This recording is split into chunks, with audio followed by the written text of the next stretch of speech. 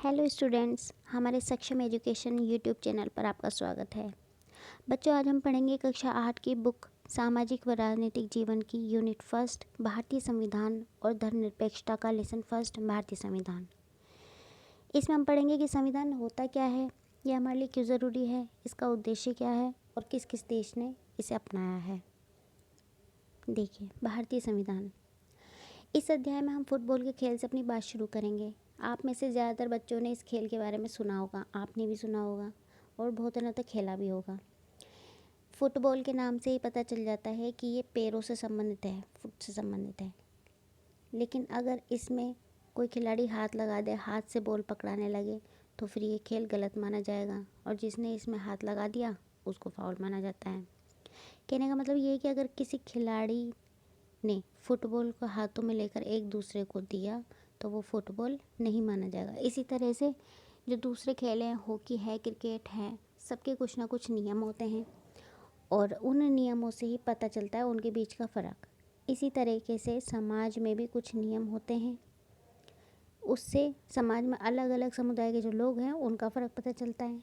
बड़े समाजों में कई अलग अलग समुदाय एक साथ रहते हैं, वहाँ नियमों को आम सहमति के जरिए तय किया जाता है। आधुनिक देशों में ये सहमति आमतौर पर लिखित रूप में पाई गई है। जिस दस्तावेज में हमें ऐसे नियम मिलते हैं उसे ही हम संविधान कहते हैं। कहने का मतलब ये है कि जिन कागज़ों पर, जिन दस्तावेज़ों पर हमारे देश के नियम कानून जो लिखे गए हैं, लिखित रूप से हैं, उसे ही हम संविधान कहते हैं। देखिए, किसी देश को संविधान की ज़रूरत क्यों पड़ती है। आज दुनिया के ज़्यादातर देशों के पास अपना संविधान है। आमतौर पर सभी लोकतांत्रिक देशों में संविधान होता है, लेकिन इसका मतलब ये नहीं है कि जिन देशों के पास अपने संविधान हैं वो सभी लोकतांत्रिक हैं, ऐसा भी नहीं है। संविधान कई उद्देश्यों की पूर्ति करता है।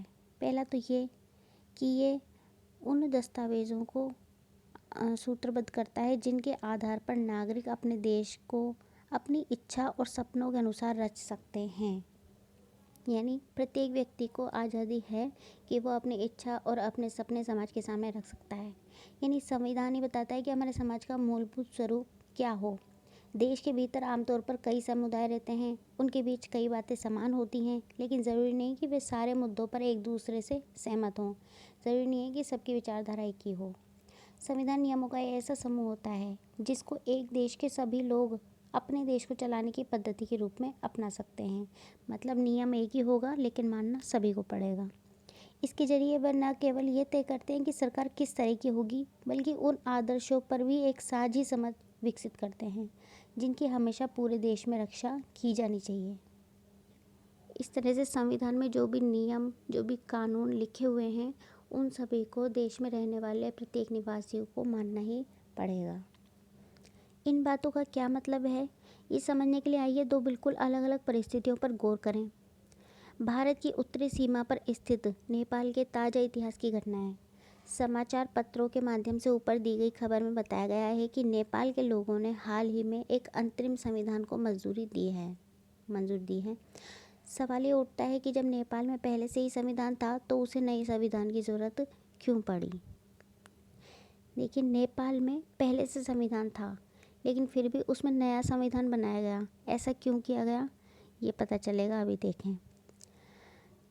इसका कारण ये है कि कुछ समय पहले तक नेपाल एक राजतंत्र था। पहले क्या था कि नेपाल में राजा का शासन था। 1990 में बना नेपाल का पिछला संविधान इस सिद्धांत पर आधारित था कि शासन की सर्वोच्च सत्ता राजा के पास रहेगी।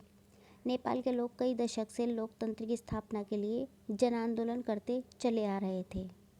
मतलब लोग शुरू से ही कोशिश कर रहे थे कि नेपाल में भी लोकतंत्र हो, राजतंत्र ना हो के।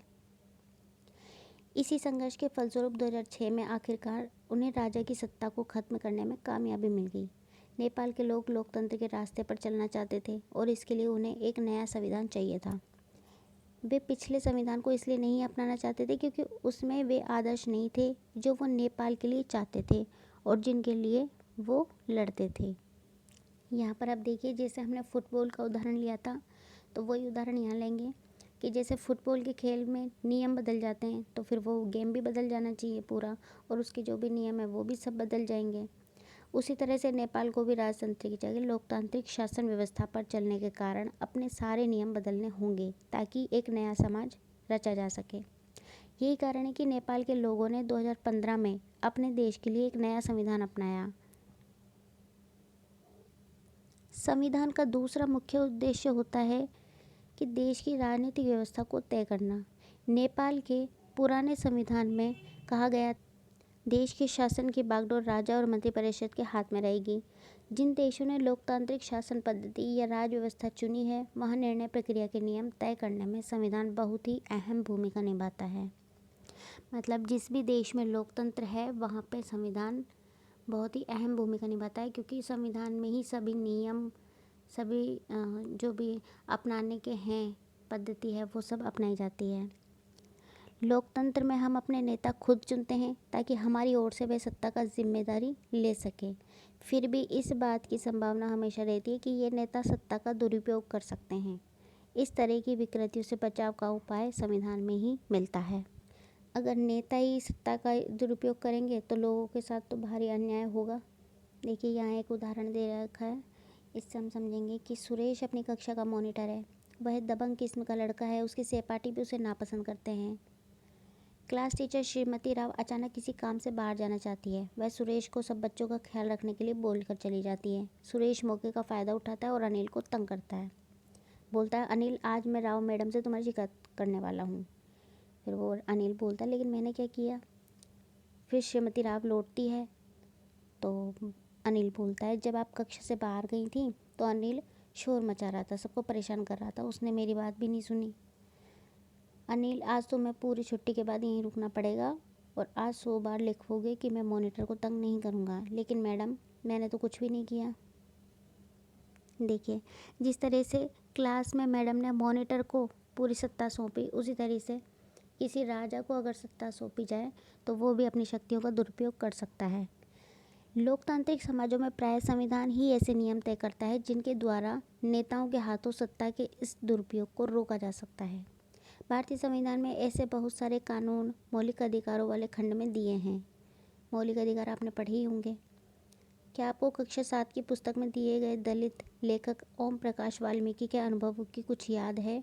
उस अध्याय में बताया गया था कि ओम प्रकाश को दलित होने के कारण किस तरह के भेदभाव का सामना करना पड़ा था। वहाँ आपने पढ़ा था कि भारतीय संविधान देश के सभी व्यक्तियों को समान अधिकार देता है। हमारा संविधान कहता है कि धर्म, नस्ल, जाति, लिंग और जन्म के आधार पर देश के किसी भी नागरिक के साथ भेदभाव नहीं किया जाएगा। इस प्रकार समानता का अधिकार भारतीय संविधान में दिया गया एक मौलिक अधिकार है। लोकतंत्र में संविधान का एक महत्वपूर्ण काम यह होता है कि कोई भी ताकतवर समूह किसी दूसरे या कम ताकतवर समूह या लोगों के खिलाफ अपनी ताकत का इस्तेमाल ना करे। नीचे एक उदाहरण दिया गया है। देखिए इस उदाहरण को मैं आपको वैसे ही बता देती हूँ कि जैसे एक स्कूल है, उसमें लड़के भी हैं लड़कियाँ भी हैं, लेकिन लड़कियों की संख्या कम है और लड़कों की संख्या ज़्यादा है। तो जब उनसे पूछा जाएगा कि आज कौन सा खेल खेला जाए तो लड़कियाँ बोलेंगी बास्केटबॉल, लेकिन लड़के बोलेंगे क्रिकेट। अब चूँकि लड़कियों की संख्या कम है और लड़कों की ज़्यादा है तो खेला क्या जाएगा, क्रिकेट। तो यही चीज़ बताई गई है कि ऐसा नहीं होना चाहिए कि जो कम लोग हैं उनकी बात ना सुनी जाए और जो ज़्यादा लोग हैं सिर्फ उनकी बात सुनी जाए।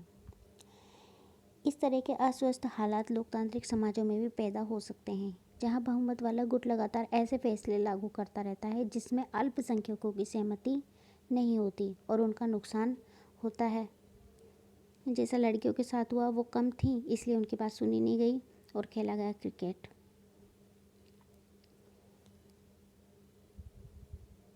बहुमत की निरंकुशता का खतरा हर समाज में बना रहता है। संविधान में दिए गए नियमों से इस बात का ख्याल रखा जाता है कि अल्पसंख्यकों को किसी ऐसी चीज़ से वंचित न किया जाए जो बहुसंख्यकों के लिए सामान्य रूप से उपलब्ध हो। अल्पसंख्यकों पर बहुसंख्यकों की इस निरंकुशता या दबदबे पर प्रतिबंध लगाना भी संविधान का कार्य है।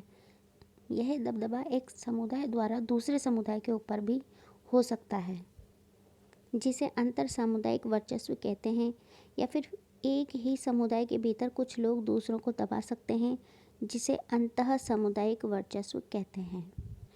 मतलब अगर एक समुदाय दूसरे समुदाय पर रोब जमाए अपना, उसे कहते हैं अंतर सामुदायिक वर्चस्व। और अगर एक ही समुदाय के लोग एक दूसरे को ही दबाएं तो उसे कहते हैं अंतर सामुदायिक वट। संविधान क्यों ज़रूरी है? इसका तीसरा कारण यह है कि हम खुद को अपने आप से बचा सकें। ये बात सुनने में अजीब लगती है, लेकिन इसका मतलब यह है कि कई बार हम किसी मुद्दे पर बहुत तीखे ढंग से सोचने लगते हैं। ऐसे विचार हमारे व्यापक हितों के लिए नुकसानदेह हो सकते हैं। संविधान हमें ऐसी भावनाओं से बचाने में मदद करता है।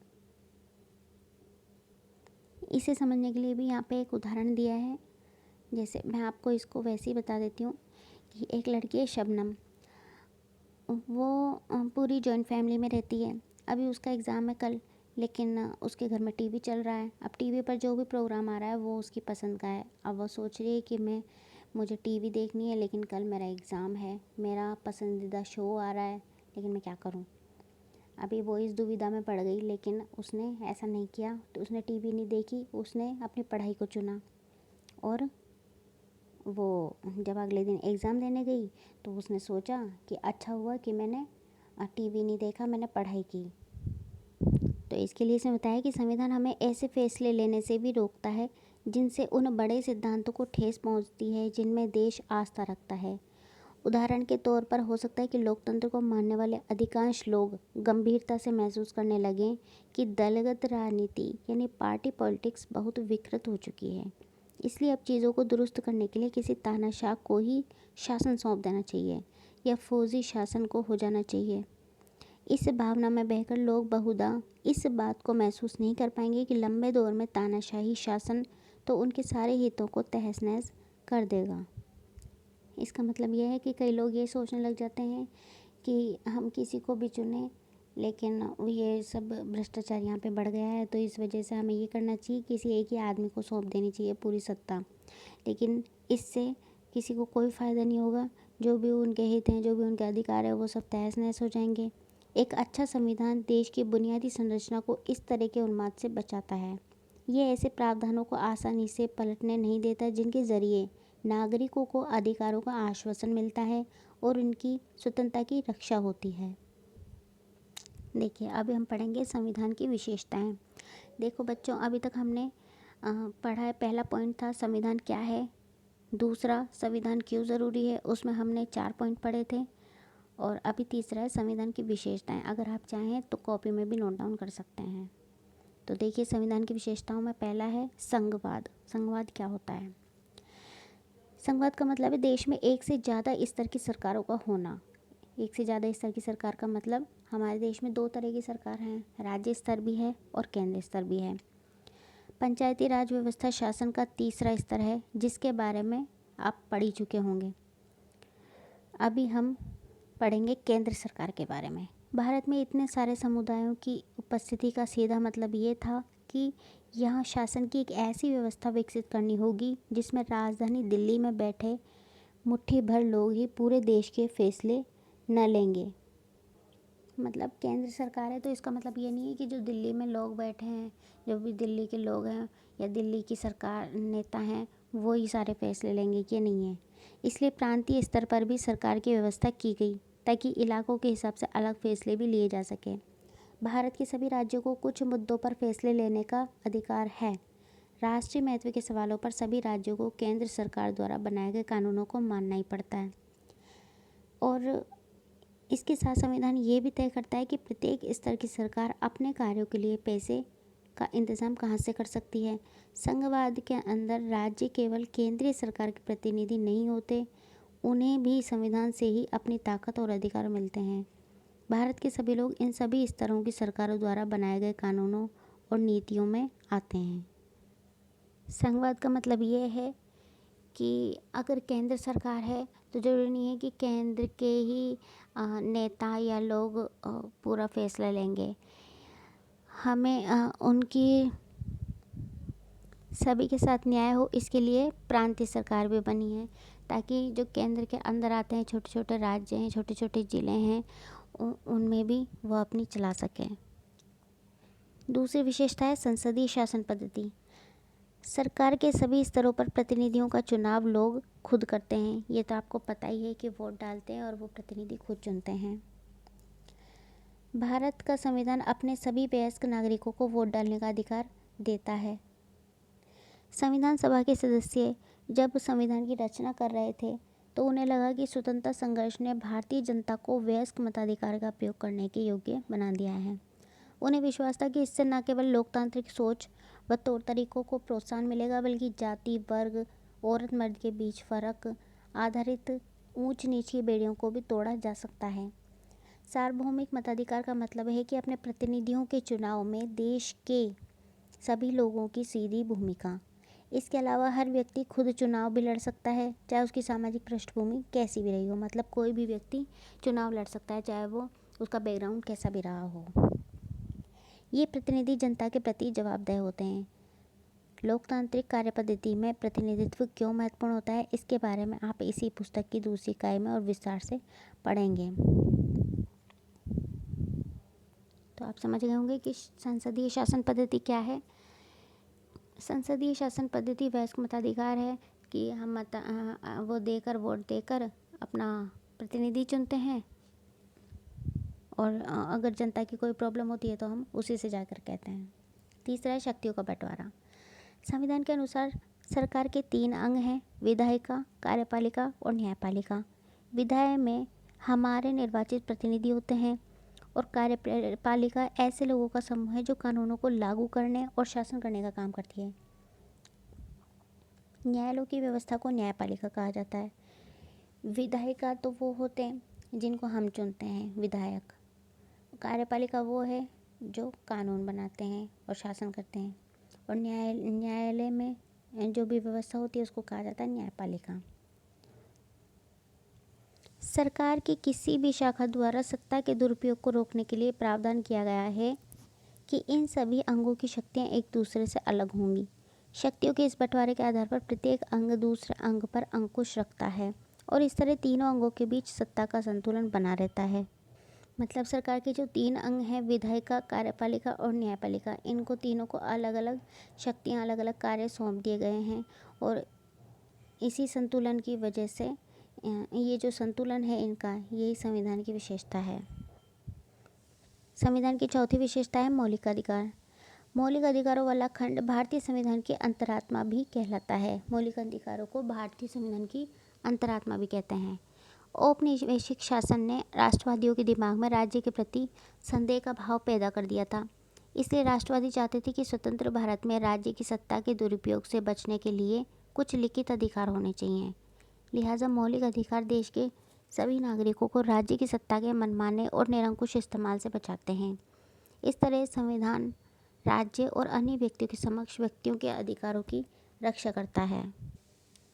विभिन्न अल्पसंख्यक समुदाय भी चाहते थे कि संविधान में ऐसे अधिकारों को शामिल किया जाए जो उनके समूह की रक्षा कर सके।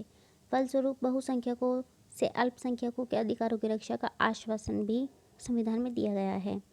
इन मौलिक अधिकारों के बारे में डॉक्टर अम्बेडकर ने कहा था कि इनका दोहरा उद्देश्य है। पहला, हर एक नागरिक ऐसी स्थिति में हो कि वह उन अधिकारों के लिए दावेदारी कर सके, और दूसरा, यह अधिकार हर उस सत्ता और संस्था के लिए बाध्यकारी हो जिसे कानून बनाने का अधिकार दिया गया है।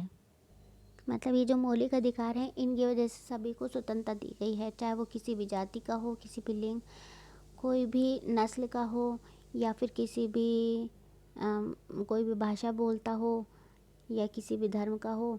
सभी को एक ही नियम बनाए गए हैं या एक ही अधिकार दिए गए हैं सभी को। मौलिक अधिकारों के अलावा हमारे संविधान में एक खंड नीति निर्देशक तत्वों का भी है। संविधान सभा के सदस्यों ने यह खंड इसलिए जोड़ा ताकि और ज़्यादा सामाजिक और आर्थिक सुधार लाएं। वे चाहते थे कि स्वतंत्र भारतीय राज्य जनता की गरीबी दूर करने वाले कानून और नीतियां बनाते हुए इन सिद्धांतों को मार्गदर्शक के रूप में हमेशा अपने सामने रखें। देखिए, मौलिक अधिकार होते हैं 6 जो यहाँ पे दे रखे हैं। पहला है समानता का अधिकार। मतलब यह है कि सभी लोगों को देश का कानून बराबर सुरक्षा प्रदान करेगा। इस अधिकार में ये भी कहा गया है कि धर्म, जाति, लिंग के आधार पर किसी भी नागरिक के साथ भेदभाव नहीं होगा। खेल के मैदान में, होटल, दुकान आदि जगहों पर भी किसी के साथ कोई भेदभाव नहीं होगा। रोजगार के मामले में राज्य किसी के साथ भेदभाव नहीं करेगा, लेकिन इसके कुछ अपवाद भी हैं जिनके बारे में हम आगे पढ़ेंगे। छुआछूत की प्रथा जो थी उसका भी इसमें उन्मूलन कर दिया। यह होता है समानता का अधिकार। दूसरा है स्वतंत्रता का अधिकार। इसमें लोगों को अपनी अभिव्यक्ति, भाषण देने की स्वतंत्रता, किसी भी संगठन में जाने की स्वतंत्रता, देश के किसी भी भाग में आना जाना की स्वतंत्रता और कोई भी काम, व्यवसाय, नौकरी करने की स्वतंत्रता शामिल है। तीसरा, शोषण के विरुद्ध अधिकार। संविधान में कहा गया है कि मानव व्यापार, जबरी श्रम और 14 वर्ष से कम उम्र के बच्चों को मजदूरी पर रखना अपराध है। शोषण वही होता है कि किसी से ज़बरदस्ती काम करवाना या 14 साल से कम उम्र के बच्चों से काम करवाना, उसे शोषण के विरुद्ध कहते हैं। चौथा है धार्मिक स्वतंत्रता का अधिकार। सभी नागरिकों को पूरी धार्मिक स्वतंत्रता दी गई है। प्रत्येक व्यक्ति को अपनी इच्छा का धर्म अपनाने, उसका प्रचार प्रसार करने का अधिकार है। पांचवा है सांस्कृतिक और शैक्षणिक अधिकार। किसी भी धर्म, जाति, लिंग के लोगों को शिक्षा प्राप्त करने का अधिकार है और किसी भी संस्कृति कार्यक्रम में जाने का उसे अधिकार है। छठा है संवैधानिक उपचार का अधिकार।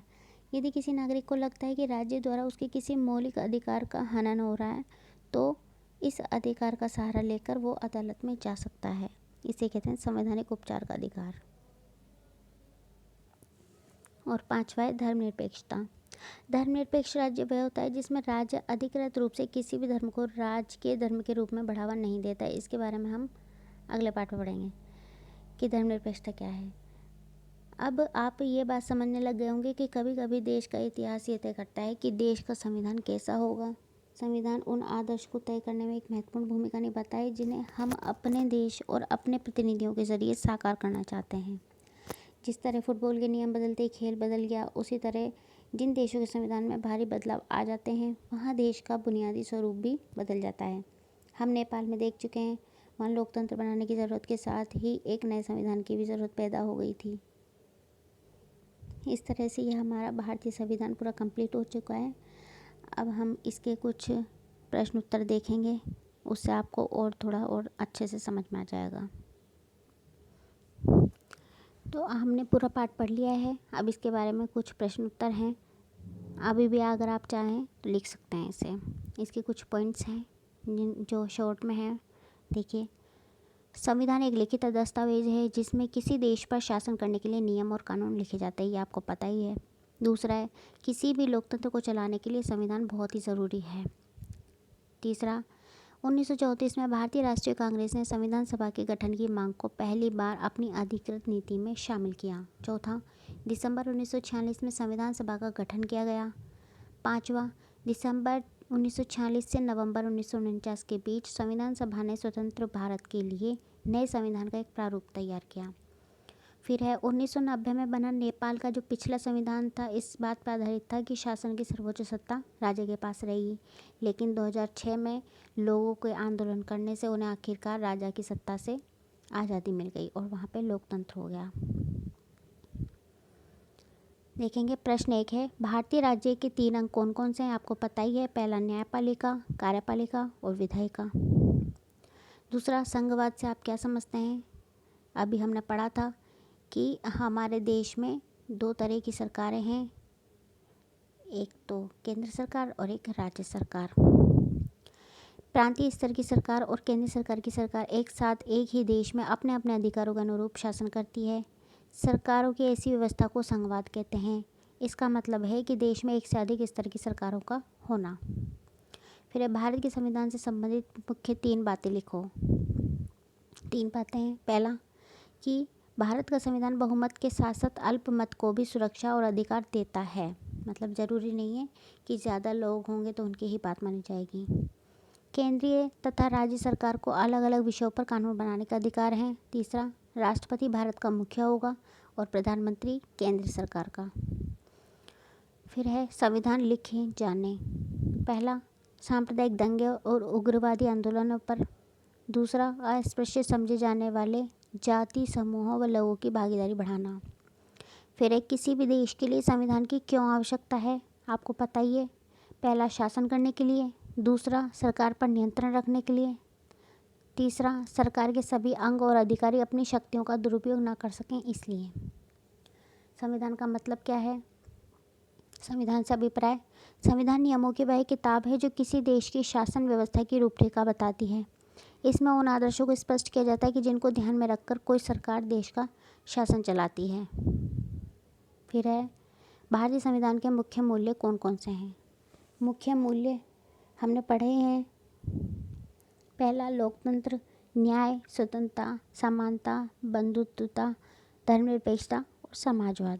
फिर है भारत के संविधान में नागरिकों को दिए गए मौलिक अधिकार कौन कौन से हैं। देखें, पहला समानता का अधिकार, दूसरा स्वतंत्रता का अधिकार, तीसरा शोषण के विरुद्ध अधिकार, चौथा धार्मिक स्वतंत्रता का अधिकार, पांचवा शिक्षा और संस्कृति का अधिकार और छठा है संवैधानिक उपचारों का अधिकार। मौलिक अधिकार क्या होते हैं। भारतीय संविधान में नागरिकों को कुछ बुनियादी अधिकार दिए गए हैं जिन्हें मौलिक अधिकार कहते हैं।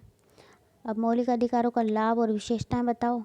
तो पहला है गलत परंपराओं, कुरीतियों और छुआछूत पर रोक लगाना, धर्म, जाति, लिंग और जन्म स्थान के आधार पर भेदभाव नहीं करना, किसी भी समाज या सरकार शोषण को बढ़ावा नहीं दे सकता और निर्भीक होकर हम जी सकते हैं बिना किसी डर के। अभिव्यक्ति की स्वतंत्रता से आप क्या समझते हैं। निडर होकर सभी नागरिक समाचार पत्र, रेडियो, इंटरनेट आदि के माध्यम से सरकार और सरकार के कार्य और विभिन्न मामलों पर अपनी राय दे सकते हैं। मतलब उनको पूरी आज़ादी है कि वो अपनी विचारधारा सामने रख सकते हैं। कला के प्रयोग द्वारा अपनी रचनात्मकता की अभिव्यक्ति दे सकता है। जिसकी सीमाएं हैं वह किसी की भावना को ठेस नहीं पहुंचा सकता और हिंसा नहीं भड़का सकता। ऐसी स्वतंत्रता को अभिव्यक्ति की स्वतंत्रता कहा जाता है। फिर है शोषण क्या है। शोषण के विरुद्ध अधिकार के दो प्रावधान बताएं। किसी व्यक्ति की मेहनत और स्थिति का गलत लाभ उठाना और उसके परिश्रम का उचित मजदूरी ना देना, यही मौलिक अधिकारों का हनन भी शोषण है। शोषण के विरुद्ध अधिकार के दो प्रावधान है। पहला, शोषण के अंतर्गत व्यक्तियों को खरीदने और बेचने पर रोक। दूसरा, 14 वर्ष से कम आयु के बच्चों से मजदूरी नहीं करवाई जा सकती।